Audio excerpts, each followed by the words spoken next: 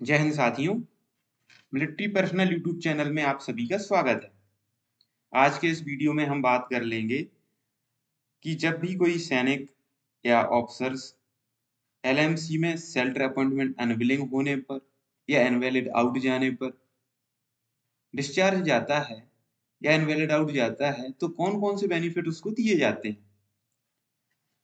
तो साथियों, एक लिस्ट आपके स्क्रीन पर शो हो रही है जिसमें कि सारे ही बेनिफिट्स के बारे में क्रमशः बताया गया है, जिसमें कि पहला डिसेबिलिटी पेंशन है, एजीआईएस इंश्योरेंस क्लेम है, डिटेल में भी चर्चा हम करेंगे इसके बारे में।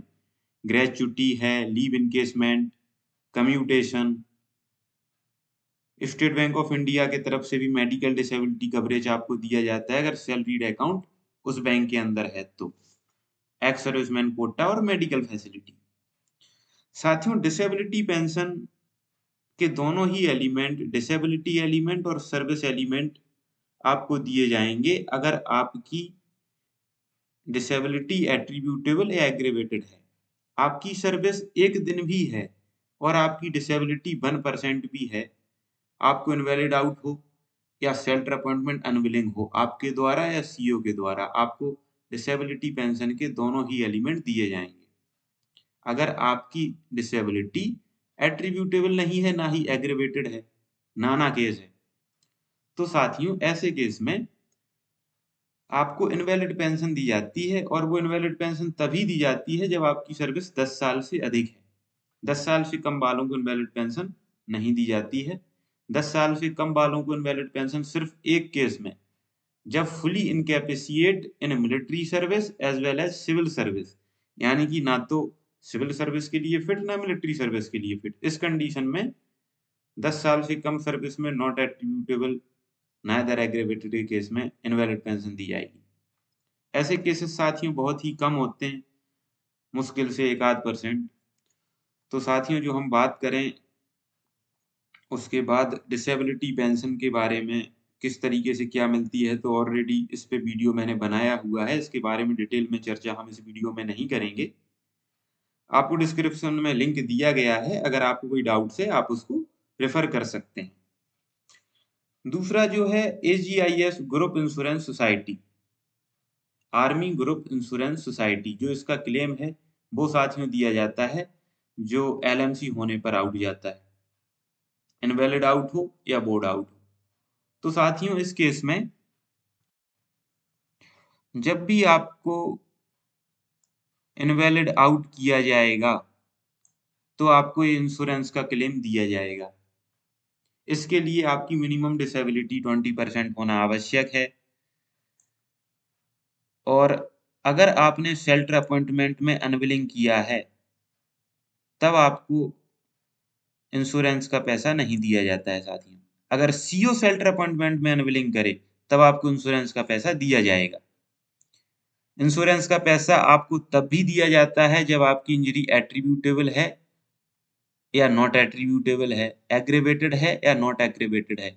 तो साथियों सीधी सीधी कहने वाली बात यह है कि जो आर्मी ग्रुप इंश्योरेंस है या एयरफोर्स ग्रुप इंश्योरेंस है, एजीआईएस या एएफजीआईएस, दोनों का ही क्लेम आपका एट्रीब्यूटेबल हो, एग्रेवेटेड हो या दोनों ही ना हो, नाना केस हो, अगर आपको इनवैलिड आउट किया गया है तो आपको दिया जाएगा। अगर आपने शेल्टर अपॉइंटमेंट में अनविलिंग किया है तो आपको नहीं दिया जाएगा। अगर सीओ ने शेल्टर अपॉइंटमेंट में अनविलिंग किया है तो आपको दिया जाएगा। कुछ और केसेस भी हैं जिसमें आपको इसका पैसा नहीं दिया जाता है।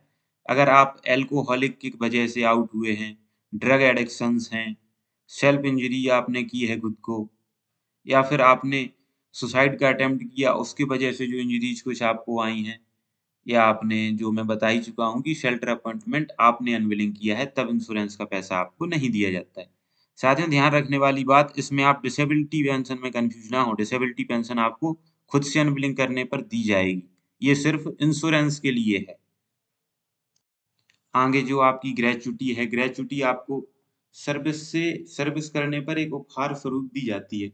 जिसकी सर्विस ज्यादा होती है उसको ज्यादा ग्रेच्युटी मिलती है। ग्रेच्युटी में डिटेल में चर्चा हम इस वीडियो के अंदर नहीं करेंगे, इसके लिए एक सेपरेट वीडियो अगर आपको डिटेल चाहिए है तो मुझे कमेंट जरूर करें, आपको पूरी डिटेल दी जाएगी, कितनी ग्रेच्युटी किस किस को दी जाती है। लीव इनकेसमेंट का पैसा भी साथियों आपको दिया ही जाता है। आप अपने पेंशन में कम्यूटेशन भी ले सकते हैं। अगर आपका account defence salaried account DSA account आपका स्टेट बैंक ऑफ इंडिया में है, तो स्टेट बैंक ऑफ इंडिया की तरफ से भी मेडिकल डिसेबिलिटी कवरेज आपको दिया जाता है। एक्स सर्विसमैन कोटा भी आपको दिया जाता है। सारी मेडिकल फैसिलिटीज भी आपको दी जाती हैं। जो भी एक जवान नॉर्मल आउट होने के बाद जो फैसिलिटीज उसको दी जाती हैं, वो सारी ही फैसिलिटीज आपको दी जाती हैं। साथ ही आर्मी ग्रुप इंश्योरेंस का क्लेम आपको एडिशनली दिया जाता है। आई थिंक आपको सारे ही डाउट्स क्लियर हो चुके होंगे। अगर इसके अलावा भी कोई डाउट्स है तो आप मुझे बेझिझक कमेंट करें, आपका रिप्लाई जरूर दिया जाएगा। ज़्यादा जानकारी के लिए आप मेरी वेबसाइट पर मिलिट्री पर्सनल पर जरूर विजिट करें, उस पर काफ़ी आर्टिकल्स आपको दिए गए हैं। जय हिंद साथियों।